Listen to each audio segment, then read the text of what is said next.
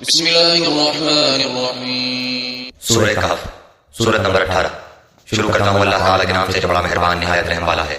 الحمد للہ الذی انزل علی عبدہ الکتاب ولم یجعل له عوجا۔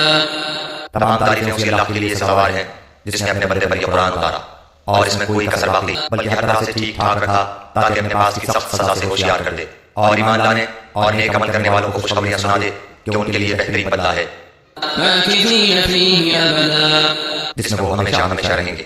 وَيُنذِرَ الَّذِينَ قَالُوا اتَّخَذَ اللَّهُ وَلَدًا، اور ان لوگوں کو بھی ڈرا دے جو کہتے ہیں کہ اللہ تعالیٰ اولاد رکھتا ہے۔ ان چند نوجوانوں نے جب غار میں پناہ لی تو دعا کی کہ اے ہمارے پروردگار ہمیں اپنے پاس سے رحمت عطا فرما اور ہمارے کام میں ہمارے لیے راہیابی کو آسان کر دے۔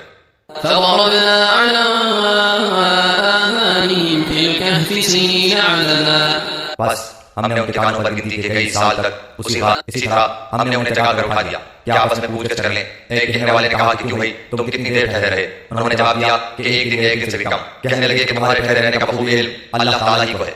اب تو تم اپنے میں سے کسی کو اپنی یہ چاندی دے کر شہر بھیجو، وہ خوب دیکھ بھال لے کہ شہر کا کون سا کھانا پاکیزہ تر ہے، پھر اسی میں سے تمہارے کھانے کے لیے لے آئے اور وہ بہت احتیاط اور نرمی برتے اور کسی کو تمہاری خبر نہ ہونے دے۔ تو کہیں گے کہ اصحاب کہف 3 تھے اور چوتھا ان کا کتا تھا، کچھ کہیں گے کہ 5 تھے اور چھٹا ان کا کتا تھا۔ غیب کی باتوں میں اٹکل کے تیر تکے چلاتے ہیں، کچھ کہیں گے کہ وہ 7 ہیں، 8واں ان کا کتا ہے۔ آپ کہہ دیجئے کہ میرا پروردگار ان کی تعداد کو بخوبی جاننے والا ہے، انہیں بہت ہی کم لوگ جانتے ہیں۔ بس آپ ان کے مقدمے میں صرف سرسری گفتگو ہی کریں اور ان میں سے کسی سے ان کے بارے میں پوچھ گچھ بھی نہ کریں۔ وَلَا تَقُولَنَّ لِشَيْءٍ إِنِّي فَاعِلٌ ذَلِكَ غَدًا، اور ہرگز کسی کام پر یوں نہ کہنا کہ میں اسے کل کہہ لینا، اور جب بھی بھولے اپنے پروردگار کی یاد کر لیا کرنا اور کہتے رہنا کہ مجھے پوری امید ہے کہ میرا رب مجھے اس سے بھی زیادہ ہدایت کے قریب کی بات کی رہبری کرے۔ وَلَبِثُوا فِي كَهْفِهِمْ 300 سِنِينَ وَازْدَادُوا 9۔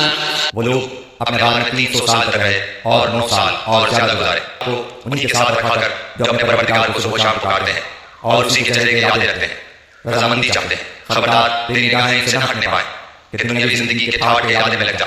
دیکھ اس کا کہنا نہ ماننا جس دل کو ہم نے اپنے ذکر سے غافل کر دیا ہے اور جو اپنی خواہش کے پیچھے پڑا ہوا ہے اور جس کا کام حد سے گزر چکا ہے، اور اعلان کرتے کہ یہ سراسر برحق قرآن تمہارے رب کی طرف سے ہے۔ اب تو چاہے ایمان لائے اور تو چاہے کفر کرے، ظالموں کے لیے ہم نے وہ آگ تیار کر رکھی ہے جس کی قناتیں انہیں گھیر لیں گی۔